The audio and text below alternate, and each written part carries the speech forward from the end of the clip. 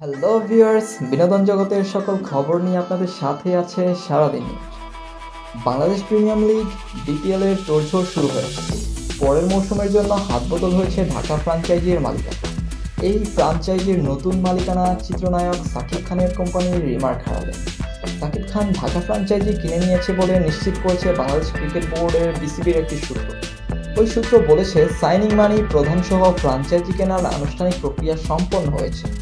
প্রসাধনী ও home care পণ্যের প্রতিষ্ঠান রিমার্ক হারালেন আর ওই কোম্পানির পরিচালক চিত্রনায়ক সাকিব খান এই দল কেনার মধ্যে দিয়ে প্রথমবারের মতো দেশের ক্রিকেটের সঙ্গে যুক্ত হলেন জনপ্রিয় এই চিত্রনায়ক।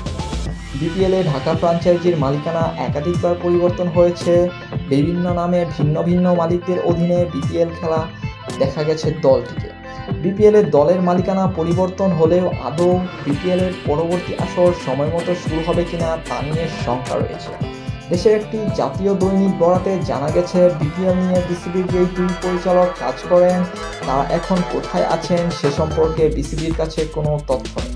শেখ হাসিনা সরকার পতনের পর বিসিবির সভাপতি সহ বেশ কয়েকজন পরিচালকের অবস্থান সম্পর্কে আপাতত ধোঁয়াশা রয়েছে।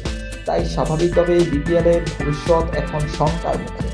আপনি যদি একজন সাকিব খানের ভক্ত হয়ে থাকেন তাহলে এখনই কমেন্ট বক্সে লিখে ফেলুন শুভকামনা সাকিব খান এবং লাইক দিয়ে আমাদের চ্যানেলের পাশে থাকুন, শেয়ার করুন আপনাদের বন্ধুদের সাথে এবং সাবস্ক্রাইব বাটন চেপে নোটিফিকেশন বেল আইকনটি অন করে নিন। পরবর্তী সকল ভিডিও দেখার জন্য আপনাকে আমন্ত্রণ জানাবো।